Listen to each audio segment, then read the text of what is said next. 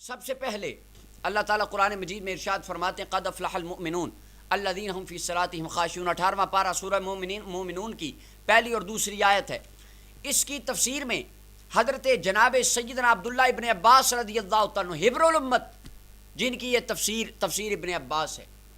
آپ اس اپنی تفسیر کے اندر یہ نبی پاک کے صحابی کی تفسیر ہے، اور اس کو اہل حدیث حضرات سعودی عرب انہوں نے اپنے مکتبہ سے شائع کیا ہے۔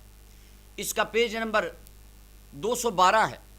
اس کے اوپر جناب سیدنا عبداللہ ابن عباس، جن کے بارے میں رحمت کائنات نے فرمایا تھا اللہم علمہ بالقرآن، اللہ اسے قرآن کا عالم بنا دے، جس کے قرآن کے علم کی دعا رحمت کائنات نے فرمائی، وہ عبداللہ ابن عباس فرماتے ہیں الذین هم فی صلاتہم خاشعون، فلاح پانے والا مومن وہ ہے جس کی نماز میں خشوع ہوتا ہے۔ آپ اس کی تفسیر میں فرماتے ہیں خشوع کس کی نماز میں ہوتا ہے؟ فرمایا وہ مومن متواضعون جو عاجزی سے نماز پڑھے، لا یلتفتون یمینا ولا شمالا، نہ دائیں جانب دیکھے نہ بائیں جانب دیکھے، ولا یرفعون ایدیہم فی الصلاۃ، اور نماز خشوع والی اس مومن کی ہوتی ہے جو نماز میں رفع الیدین نہیں کرتا۔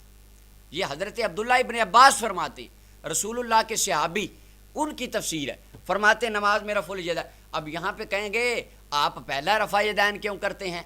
تو میں ان یتیم العلم احباب کو کہتا ہوں کہ اگر آپ اصول الشاشی پڑھ لیتے تو آپ کو اس بات کا پتہ چل جاتا کہ فی کس کے لیے آتا ہے اور فی کا استعمال کس محل میں ہوتا ہے۔ جو تکبیر تحریمہ والا رفع الیدین ہے وہ تو نماز سے پہلے ہے، اور سرکار نے منع نماز کے اندر والے کی فرمائی ہے۔ فی کا معنی میں ہوتا ہے، اگر عربی زبان کا آپ کو تھوڑا سا بھی علم ہو۔ اس کے بارے میں آگے چلیے، حدیث مبارکہ میں رحمت کائنات صلی اللہ علیہ وسلم آپ نے اس رفع الیدین کو ترک کر منع فرما دیا۔ سب سے پہلے صحیح بخاری کی جلد نمبر 1 صفحہ نمبر 114 ہے۔ حدیث مبارکہ حضرت عطا فرماتے ہیں، تابعی فرماتے ہیں میں بیٹھا ہوا تھا صحابہ کرام کی جماعت میں، رحمت کائنات کی نماز کا ذکر شروع ہو گیا۔ حضرت ابو حمید الساعدی فرمانے لگے انا کنت احفظکم لصلاۃ رسول اللہ صلی اللہ علیہ وسلم، مجھے سب سے زیادہ رحمت کائنات کی نماز یاد ہے، لہٰذا میں تمہیں بتاتا ہوں حضور نماز کس طرح پڑھتے تھے۔ فرماتے فذکرنا صلاۃ النبی صلی اللہ علیہ وسلم، جناب ابو حمید سعدی نے ہمیں حضور کی نماز بتائی۔ آپ کھڑے ہوئے، اللہ اکبر کہی، رکوع کیا، قیام کیا، پھر آپ سجدے میں گئے، پوری نماز بتا دی، لیکن اس میں صحابی رسول نے ایک جگہ پہ بھی سوائے تکبیر تحریمہ کے رفع الیدین کا ذکر ہی نہیں کیا۔ اگر یہ رحمت کائنات کی تعلیمات ہوتی تو کم از کم حضور کے صحابی یہ تو بتاتے کہ بھئی رفع الیدین بڑی اہمیت کا عامل ہے، حضور کرتے تھے تم بھی کیا کرو۔ صحیح بخاری میں لکھا ہے انہوں نے رفع الیدین کا ذکر تک نہیں فرمایا۔ اس پر اب اعتراض کریں گے کہ انہوں نے تو اندر التحیات کا ذکر بھی نہیں کیا، انہوں نے تو سبحان ربی العظیم سبحان ربی الاعلیٰ کا ذکر بھی نہیں کیا۔ تو میں ان سے عرض کرتا ہوں کہ آپ جو رفع الیدین کے ثبوت کی دلیلیں دیتے ہیں، یہ ان چیزوں کا ذکر تو نہ حدیث میں بھی نہیں ہے، حدیث عبداللہ ابن عمر میں بھی نہیں ہے، باقی روایات میں بھی التحیات کا ذکر تو اس میں بھی نہیں آیا۔ تو جواب کا جواب وہی ہمارا جواب۔ آگے چلیے، صحیح مسلم کی حدیث نمبر انٹرنیشنل نمبرنگ کے مطابق 430 ہے، جلد اول صفحہ نمبر 181 ہے، اور اس حدیث کو امام نسائی رحمۃ اللہ علیہ نے سنن النسائی میں نقل فرمایا، حدیث نمبر 1184 ہے۔ امام ابو داؤد نے سنن ابی داؤد میں حدیث نمبر 1002 ہے نقل فرمایا، اور شرح معانی الاثار میں امام طحاوی رحمۃ اللہ علیہ نے حدیث نمبر 2428 سے نقل فرمایا۔ علامہ ابن حبان نے اپنی صحیح میں 1878 نمبر روایت ہے نقل فرمایا۔ مصنف ابن عبد الرزاق امام بخاری کے استاد ہیں، انہوں نے نقل کیا، حدیث نمبر 3252 ہے، اور امام احمد بن حنبل امام بخاری کے استاد ہیں، انہوں نے صحیح اپنی مسند میں نقل فرمایا، حدیث نمبر 21001 ہے، اور علامہ البانی کہتے ہیں یہ حدیث صحیح ہے، اہل حدیث کے عالم۔ حدیث مبارکہ سنیے، جناب جابر بن سمرہ رضی اللہ عنہ فرماتے ہیں ہم نماز پڑھ رہے تھے، رسول اللہ تشریف لے آئے، حضور نے فرمایا ما لی اراکم رافعی ایدیکم فی الصلاۃ،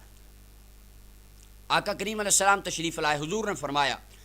ما لی اراکم رافعی ایدیکم کانہا اذناب خیل شمس، فرمایا میں تمہیں کیا دیکھتا ہوں، تم اپنی نماز میں اس طرح رفع الیدین کرتے ہو جس طرح واشی گھوڑا اپنی دموں کو ہلاتے ہیں۔ تو حضور نے آگے فرمایا اسکنوا فی الصلاۃ، فرمایا یہ جو نماز میں تم اپنے ہاتھوں کو اٹھاتے ہو، فرمایا اس نماز میں ہاتھوں کو نہ اٹھاؤ، اسکنوا فی الصلاۃ، نماز میں سکون اختیار کیا کرو۔ اب اس کے بارے میں احباب اعتراض کریں گے کہ یہ اس حدیث کے بارے میں تو امام بخاری رحمۃ اللہ علیہ نے جز رفع الیدین میں یہ کہا ہے،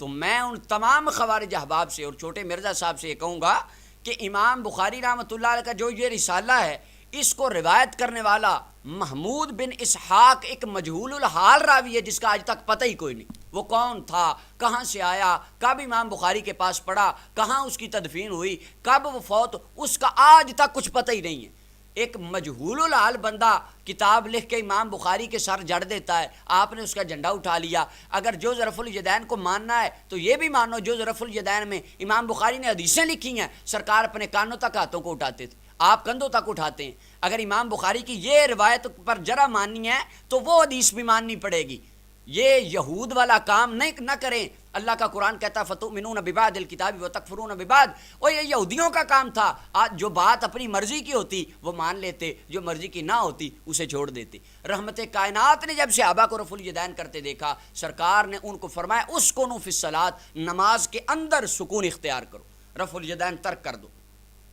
اور اس کے علاوہ یہ چھوٹے مرزا صاحب اور ان کے تمام ماننے والوں سے میری گزارش ہے کہ مرزا صاحب شاہ عبد العزیز رحمۃ اللہ علیہ کے ریسرچ پیپر تو لوگوں میں بانٹتے ہیں، ان کی بستان المحدثین پڑھ لیتے تو آپ کو تھوڑا علم آ جاتا۔ آپ اپنی بستان المحدثین میں فرماتے ہیں امام بخاری کی جز رفع الیدین اور امام نسائی کی کتاب الجمعہ، ان دو کتابوں کے تفصیلی حالات کا کچھ بھی پتہ نہیں ہے، یہ مجہول الحال کتابیں۔ یہ شاہ عبد العزیز فرماتے ہیں جن کے آپ نوٹس بنا کے لوگوں کو